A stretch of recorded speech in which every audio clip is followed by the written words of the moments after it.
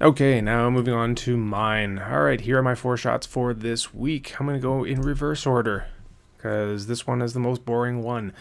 Okay, so this was a shot that I took. This is actually looking out through a window, so here's where you can tell this is where it becomes a bad photo, because I can see the reflection of the inside of the room here. Very, very bad. However, this was a uniquely placed window, and the bird, this big fat robin on the other side, couldn't really see me, so he is a big fat bird, isn't he? And I don't know, I was just trying to take a shot of him before he flew away, because this window did allow me to get really, I'm standing up. I'm in a basement, and this window so is at eye level for me, so it was an interesting vantage point for me, so I tried to take a shot of it, but I didn't take into account also that I could see the rest of the room here. So there we go. Garbage photo, but we'll see if it's properly exposed. Okay, so is this properly exposed? If I were to guess, this was my first shot here. I know that I was looking outside, so I had to drop my ISO down to 200, down to its lowest.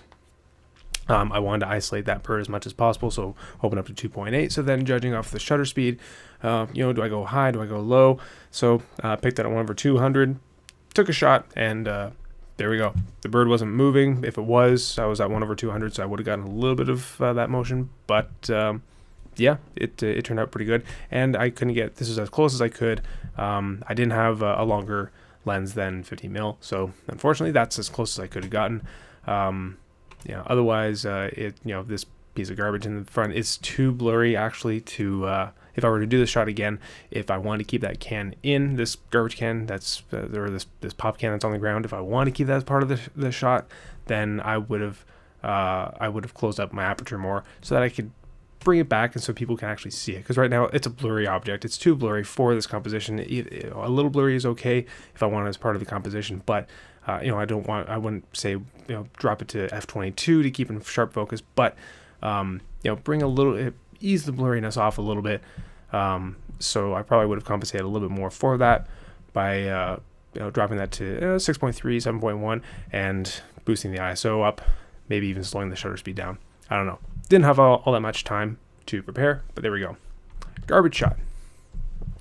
This was okay. I'm not condoning the use of selfies, and I've been working. I just got glasses not too long ago, and I haven't done a proper selfie for me, and I needed a shot for the challenge. And so here's what happened. I was sitting at lunch with my girlfriend Candace, and I picked the settings, and I was going to take a shot of her.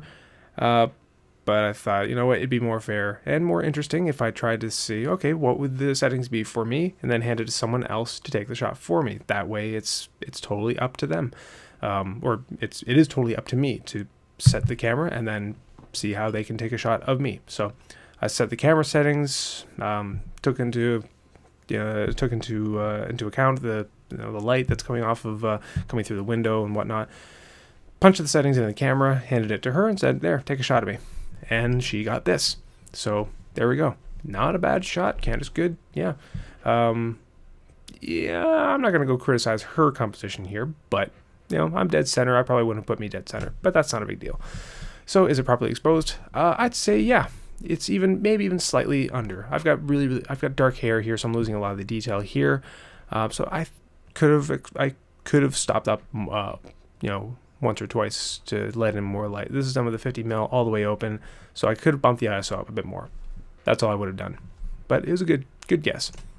And then I took one of her. So couldn't let her get away from this.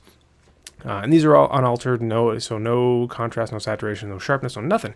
If I can get away with doing that, that is how I'm going to submit the shots to this challenge. But so here we go. Again, I could have afforded to open or boost the ISO up a little bit. Okay, sorry about that. I let the battery die on the camera, so I got to pick up from my last point there. What was I saying? So I could have afforded to stop up a little bit to let a little bit more light into the camera. I could have again boosted the ISO, let a bit more light come in here. I shouldn't have had the frame of her glasses cutting off her eye, so I should have gotten just a little bit lower. She's a shorter girl, so I have to take that into consideration, get myself a little bit lower. But there we go. Om nom nom. And yeah, this one here, which was I was at a film screening for a short film that I worked on, and this was at the location outside. And so this was actually when we just finished packing up. I saw the statue out front that was across this giant pond, and so I told everybody, hold on a second, I gotta get my camera out, throw the lens 1750 on there, step outside, tiptoe across, around the pond, don't fall in, take the shot, and then that's it. So took it very, very quickly. So did I get the exposure? I think I nailed it. I really liked this little statue here. It's got this weird expression on it. Is it one of sadness, or is it just deep in thought, or contemplation? What's going on here? It's a neat looking statue. So had to take a shot of it, and yeah, I think I nailed it. I think I got the exposure pretty well. I don't know, what do you guys think of all these shots? Did I get these properly exposed? Did I not?